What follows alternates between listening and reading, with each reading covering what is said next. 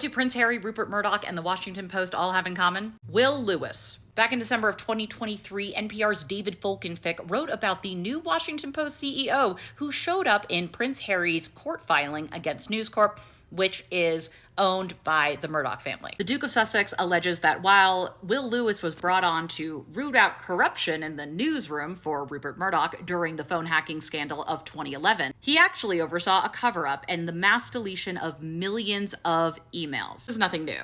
The Guardian wrote about Will Lewis in 2012 and his role as a cleanup campaigner. Line Investigates also wrote about this back in June of 2020 after Will Lewis lost out on the top job as BBC's Director General. BBC ended up hiring internally. Whether these allegations against him hurt his chances, we don't know.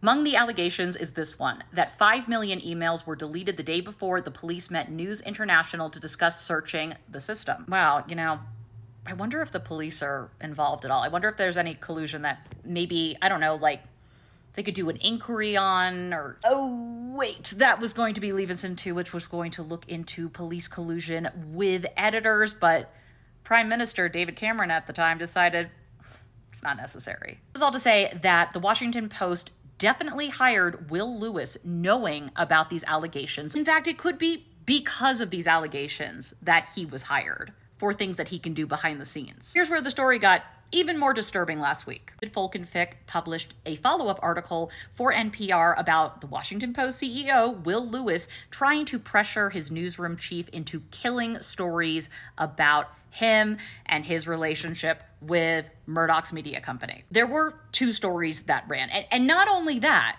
Folkenfick knows of a quid pro quo that was floated because it was done to him. He was offered an exclusive interview with Will Lewis in order to kill the story that he planned on writing back in December of 2023. The ethical thing to do was to decline it, and Folkenfick did just that. But also, he clearly has a juicier story on his hand. Makes me wonder if there's something else out there that Lewis does not want to have brought to light. You actually just made more news with your actions. And it's really not a stretch to imagine these kind of practices occurring regularly in the British media, especially when it comes to royal reporting. In fact, we have examples. Harbottle and Lewis, lawyers for Prince William, sent out letters to editors stopping any reporters from sniffing around a potential scandal among friends, particularly the Sun's showbiz editor Dan Wootton. As Omid Scobie alleges in his book Endgame, he was approached to give Dan Wootton the scoop, an exclusive on his first book, Finding Freedom, to try to give Dan something to get him off the scent of this potential other story. Scobie declined, but what did Dan Wootton, a showbiz editor, happen to break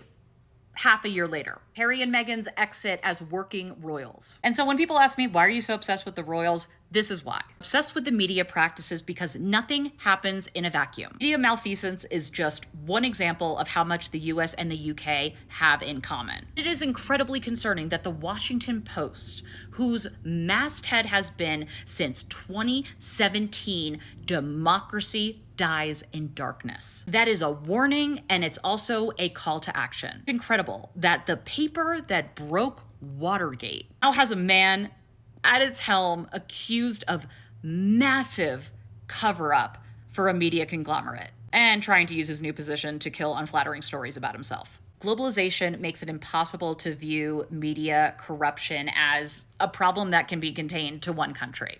It's simply easier to examine it through the lens of the British media and the British royal family, who have had decades and decades and decades of history to move through. If you want to go more in depth onto this, I just wrote about it for my Substack. The link is in the bio. Watch this space.